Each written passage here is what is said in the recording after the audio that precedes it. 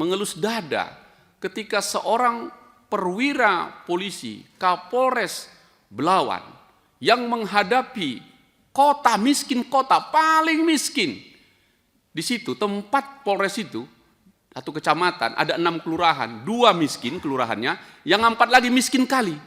Miskin absolut. Jadi sangat miskin. Dan disitulah sumber kejahatan. Dan berpindah ke jalan tol. Pulang dia setelah melakukan kontrol, dihadang. Lalu dia mengambil tindakan yang cepat, karena dia sudah terancam. Hanya hitungan 1 kali 24 jam, dipatsuskan. Ini membuat degradasi ini. Nah pertanyaan saya, kurikulum kita ngurus ini juga enggak? Jangan-jangan nanti polisi kalau udah lihat itu, lari aja kita. Daripada kita diangkut gitu. Atau ditarik senjata itu, ganti aja bambu.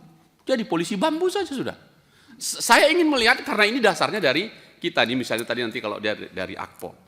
Jadi dengan latar belakang yang panjang ini, saya ingin memberi dukungan penuh kepada Kalemdiklat dan seluruh unsur di dalamnya. Pertama begini, meskipun kurang jumlahnya, bagi saya polisi kita ini banyak, tapi belum semua bisa kita percaya. Apa boleh buat? Viral di mana-mana tadi disampaikan teman-teman. Tapi jangan salah paham dulu. Kita tidak sedang menghujat institusi ini. Justru saya ingin mengangkat ini menjadi sangat serius. Nanti baru saya kasih masukannya.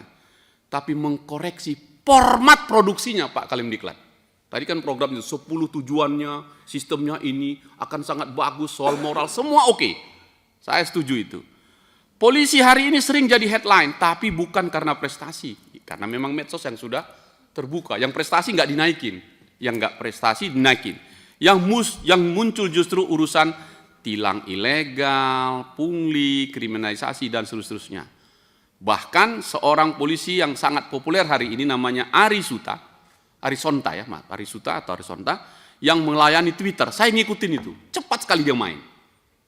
Apakah Kalemdiklat juga mempunyai semangat melahirkan 1000 Arisonta tadi untuk melawan medsos tadi yang sangat cepat itu? Kapolres Semarang terpaksa menghadapi Komisi 3 hanya karena terlambat bereaksi terhadap medsos yang sudah langsung membentuk opini. Poin saya menjadi terbuka inilah. Kalau begitu kurikulum kita masih oke atau tidak. Nah, kita butuh polisi yang tidak sekedar kuat ototnya, tapi juga tajam pikirannya. Oke, itu dulu poinnya itu. Pertanyaannya adalah, mayoritas polisi direkrut dari jalur Bintara dan Tamtama dengan pendidikan yang lebih singkat daripada semester pertama mahasiswa. Ini soal kita lagi. SPN kita itu. Ditempa sekian bulan, lepaskan di situ, gawat kita. Tapi nggak ada pilihan karena anggaran kita segitu, dipecah lagi dan seterusnya. Jumlahnya pun terbatas. Kalau 201 Polda, kali seluruh Polda, berapa dapatnya? Jadi Polri ini tidak serius ngurusin sumber daya manusianya. Itu poin saya. Anggaran sampai 100 sekian triliun, saya mau minta itu jatuhkan dulu di sini. Kita baru bisa mengkritik institusi Polri ini. Jadi, menurut saya, ditempa hanya sekian bulan kalau nggak sebut hari, lalu dilempar ke jalan dengan pangkat dan kewenangan yang melampaui kapasitas intelektualnya. Kita membiarkan polisi kita untuk berhadapan-hadapan dengan situasi yang nggak menguntungkan itu. Kalau kita masih heran kenapa banyak oknum polisi yang tidak paham hukum, mari kita ingat, berapa banyak polisi yang benar-benar belajar hukum sebelum jadi polisi? Terbatas. Bahkan nggak belajar juga. Polisi yang buta hukum itu seperti dokter yang tidak paham anatomi kasusnya. Dan ini berbahaya. Nah kalau begitu, saya buat statementnya begini, kontemplasi yang kedua. Polisi bukan tukang jaga, tapi penjaga peradaban. Supaya bisa minta dananya besar ini, Ibu Pimpinan. Jadi, polisi bukan tukang jaga, tapi penjaga peradaban. Ah, ini dia.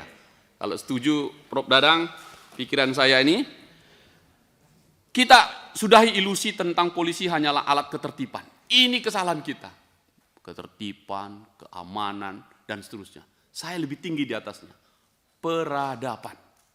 Nah, polisi adalah aktor dalam peradaban. Dalam masyarakat modern, polisi bukan sekedar orang berseragam yang bertugas menghadang maling di pasar, tapi bagian dari sistem hukum, pelindung hak asasi, dan mediator konflik sosial. Itu menurut saya. Nah, kalau begitu, jadi polisi jangan cuma diajari, sekali lagi kurikulumnya nih, baris berbaris, tembak menembak, lalu dibiarkan rendah kapasitasnya terhadap hukum dan filsafat keadilan. Nanti kita bilang, nggak usah apa-apa itu bang, di jalanan nggak perlu itu. Itu yang berbahaya, karena dia yang ring pertama, frontliner terdepan kepada masyarakat. Kalau jenderal kan sedap, kamar ber-AC. Nah, tapi ini yang terdepan, sampai nanti kalau kita ngomongin Babin Kamtibmas. Jadi, polisi yang bisa lari cepat tapi tidak tahu batasan hak warga negara bahaya. Polisi yang bisa membubarkan demo tapi tak bisa membedakan antara kebebasan berpendapat dengan makar. Makarnya kita sikat, kebebasan berpendapatnya kita beri dia tumbuh seperti bunga yang sedang ini. Jadi inilah ironi kita. Jadi polisi harusnya menjadi penjaga hukum, justru sering menjadi pelanggar hukum. Nah, tidak cukup diajari untuk berpikir. Sekali lagi, ini urusan kita di akademik kita ini. Prof, kalau saya beri ini lebih karena kecintaan kita mau membuat Polri kita ini. Nah, solusinya, ini solusi menurut saya. Rekrutmen berbasis sarjana atau polisi mahasiswa, kenapa tidak? Kelihatannya Polri habis pikiran yang ngurusin tentang pendidikan, pelatihan, ini semua. Bahkan berpikir juga untuk melahirkan Universitas Polri. Udahlah, masih banyak kampus-kampus yang memang bisa digunakan itu tadi. Nah, jadi kalau ingin polisi yang profesional, menurut saya solusinya sederhana. Tingkatkan standar masuknya. Kalau bapak-bapak kan nerimanya. Ya, datang Polri, udah ini, kalian didik ini ya, jadi nggak jadi kalian didik. 4 bulan harus selesai jadi polisi. Ini harus sekian. Selesai nggak selesai, balikin. Gawat, jadi seperti terminal yang dilewatkan saja bayar pas, udah keluar dia. Nah, jadi minimal S1 untuk jadi polisi, menurut saya itu lebih pas. Karena dia penjaga peradaban. Kenapa? Karena hukum itu ilmu, bukan naluri. Polisi harus belajar ilmu hukum, kriminologi, psikologi, dan sosiologi sebelum bisa memahami tugasnya. Kedua, mari buka jalur polisi mahasiswa. Saya menawarkan saja ini Pak, apakah bisa ini? Ada banyak mahasiswa kita, mulai mahasiswa hukum, teknologi informasi, dan yang lain-lain. Kedokteran yang tadi saya sebutkan juga bisa. Ide yang lebih progresif. Perbanyak SIPSS, jalur sarjana yang eksklusif ini, padahal justru ini harus diperbanyak. Polisi dengan latar belakang akademik akan lebih siap menangani kasus kompleks, dan seterusnya. Saya mengusulkan ini Pak Kademdiklat, karena pikiran saya begini, saya usul juga ke teman-teman di Komisi 3. Ketika KUHAP kita siapkan, yang baru ini nanti, dialah sebenarnya orang terdepan di situ. Cita-cita saya, dan kalau setuju, mestinya di setiap Mabes Polri, setiap Polda, sampai di Polres, bahkan di Polsek, saya ingin mengusulkan dibentuk Mall Pelayanan Keadilan. Download Tribun X sekarang, menghadirkan lokal menjadi Indonesia.